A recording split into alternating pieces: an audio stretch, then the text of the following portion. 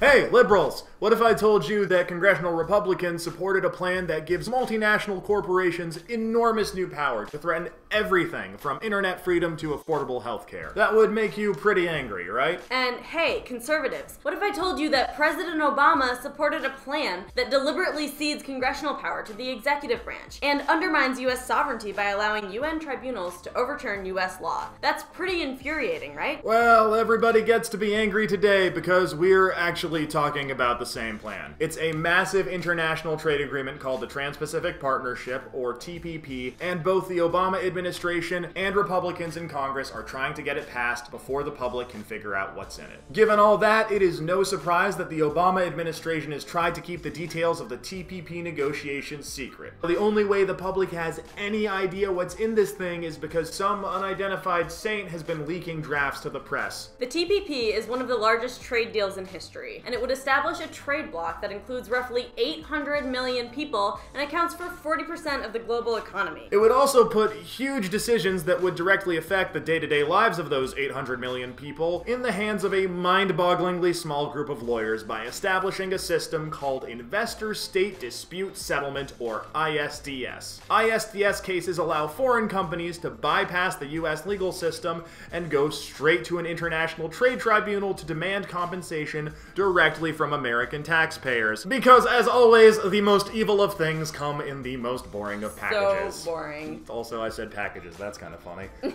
Fending off these cases costs governments big. Legal expenses alone cost taxpayers an average of $8 million per investor-state dispute. Now, ISDS is not a new concept. It's actually been around since the 1950s. The problem is that modern agreements like the TPP have become so broad that companies can now launch massive legal actions against governments for just passing laws that could threaten their earnings, regardless of what the people who elected those governments actually want. And since ISDS accords are already a part of other trade agreements, we can see exactly what these cases look like. For example, tobacco companies are using the ISDS system to bully countries out of mandating tougher warning labels for cigarettes. Or, if you want an even more cartoonishly evil example, there's the case of Dough Run, Peru, whose smelting machinery outside a small Peruvian city exposed the area's children to drastically elevated lead levels and led to an outbreak of symptoms consistent with lead poisoning, like anemia, convulsions, and stunted growth. The Peruvian government made repeated efforts to impose pollution cleanup plans, but Dough Run Peru claimed the new regulations were too onerous to comply. Since then, it's used the investor-state system to demand $800 million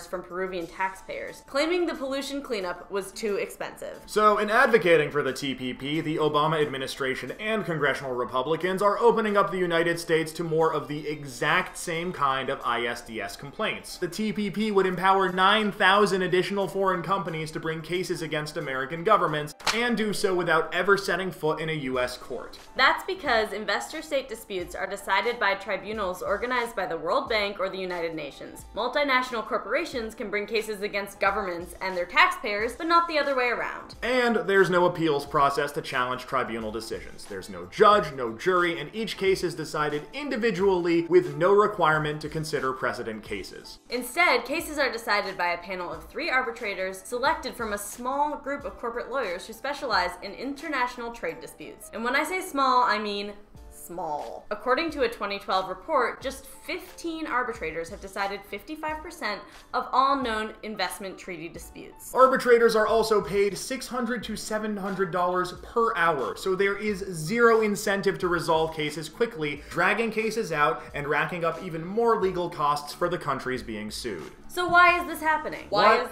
possible reason could there be for this decision? I can't figure it out. I have no idea. Any reason. Money. It's money. It's a money thing. Is the point, yeah. It's a money thing. Remember how top secret all TPP documents are supposed to be? Well, there's one group that has full access: major political donors. Corporate advisors for companies who have helped raise millions of dollars for politicians of both parties were given passwords that let them view an online version of the latest draft whenever they want. And this is why most of the leaked TPP provisions read like a wish list for some of the most powerful special interests in Washington. Everyone from Hollywood to pharmaceutical companies is getting a piece of that action. So, what can we do about it? Ooh. Okay, what else can we do about it? Once you've poured yourself a drink, if you feel so inclined, the most important thing to remember is that trade agreements like this cannot stand up to public scrutiny and fall apart as soon as a critical mass of the public finds out what's in them. So if you want to stop the TPP, the most important thing you can do is spread the word and let people know that this is happening. And if you remember from this portion of our show, the root cause is money in politics. So don't forget to follow the money. Thanks so much for watching, everyone. Click right here on Zip's head to subscribe to our channel for more videos just like this one, and click right here on my head to like us on Facebook and get all the latest updates from Anti-Corruption Land. You can also click right here on our microphone to learn more about joining the thousands of volunteers who are fighting right now to pass a wave of tough, new anti-corruption laws in cities and states across the country. I'm Mansoor. I'm Zip. And we are Represent Us. Thanks so much. We'll see you next time.